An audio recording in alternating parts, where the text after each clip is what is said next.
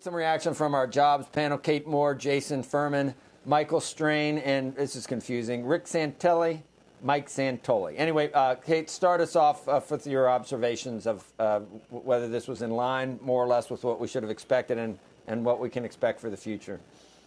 Yeah, look, I think it's fair to say that forecasting the economy right now is incredibly difficult, and it's very fast moving. And some of the stuff that we're going to be getting either from economic data or once we start getting into first quarter earnings season are going to be really backward looking. And we really need to be focused on the future when we're thinking about investment opportunities right now. So, this was obviously a bigger print than many people had expected. I think we're going to have an even bigger print in April. We all know that's going to happen. The bigger question is that what do companies do in order to shore up their balance sheets, to shore up their businesses, to get through this crisis and end up in the second half of 2020 and the beginning part of 2021, in better and stronger shape. Hey, Jason Furman, former CEA chairman. I guess we never necessarily knew we'd see anything like this in our lifetime, did we? And Jason? Yeah, I mean, we didn't need these data. We can open our eyes and look at what's going on around us. The unemployment rate right now is over 10%. The number of jobs lost is probably around 10 million or more. These data are way out of date because we're in an economy where just every day and every week things are moving so quickly. I think it's important that Congress really did a lot to help provide a bridge for a lot of these people. I think the unemployment insurance reforms are going to protect the purchasing power of a lot of the people losing their jobs. The question is, when and how will we be able to restart this economy? And, can you put the pieces back together? And Congress is going to need to do, even more to extend what they did, expand on what they did, provide relief for states, making sure they're protecting low-income households and improving the automatic stabilizers. But quite a month. Yeah, quite a month. Hey, Michael Strain, you're at AEI, resident scholar. Anyone there making the case that we just need to let the invisible hand work here and there's too much government intervention? Have you heard that, or everybody's no atheists in the foxhole at this point?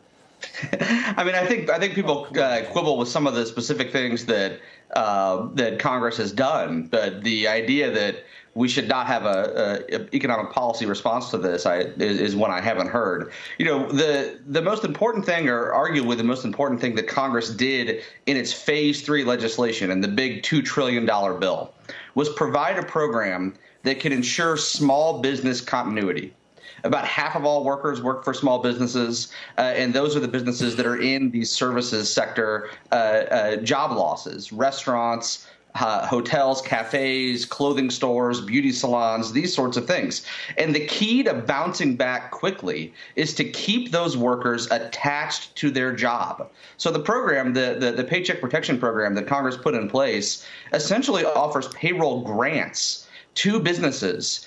Congress said, we will pay your payroll costs for 2 months if you keep your workers and don't lay them off. And what we need right now is for that program to be implemented well. We need Congress, the Treasury Department that's actually in charge of implementing it and writing the regulations to work well with the banking community and to figure out what the banks need in order to get that money flooding out the door and into the hands of small business so that we can avoid a 25% Great Depression level unemployment rate, if at all possible. And right now, the reports that were in the Wall Street Journal this morning from the banking community are that they're feeling a little confused about the Treasury regs. That's understandable. It's a new program. It's trying to be stood up. But we really need to get those regs written. We really need to allow small businesses and banks to figure out how this program works, or we're going to keep seeing months where we lose 800,000, $1 million every month.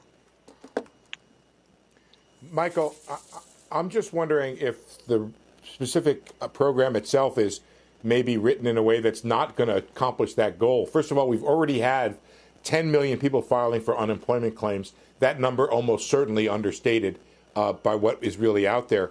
Secondly, there's a specific provision in this rule that I'm sort of scratching my head over. You don't have to have the people on the payroll and have paid them until June 30th. in order to qualify for forgiveness for the loan. It seems like we're going to have a lot more unemployment, a lot more waiting by small business. So I'm just confused as to whether or not or how you see this program accomplishing that goal of not letting people go, not allowing that separation you talked about that you want to stop from happening, that ultimately until they have to bring them back on until June 30th. Is it designed the right way to accomplish that goal? Yeah, it's designed pretty well. So one of the great things that Congress put in the program is that businesses who had already laid workers off, so, those 10 million workers who we've seen show up on the initial claims reports, businesses can rehire those workers and still receive forgiveness for their payroll costs, can still receive grants for their payroll costs for a 2-month period that begins when the loan is originated. So there's a specific provision in there to address the situation that many small businesses are in, where they've already engaged in layoffs after the program was enacted. Just hire those workers back, and Congress will pay their payroll costs for 2 months. In terms of the June 30th, the way the program is structured, if you show up and you take out this loan on Monday, if you take out this loan on Monday of next week, on Tuesday of next week, which is really the hope, then the 2-month period where Congress will pay not only your payroll, but Congress will pay your rent, your utilities, and your mortgage interest begins on the date that you take out the loan. And so, hopefully a whole lot of businesses will want to do that next week, provided that their banks are participating and they can actually get that loan.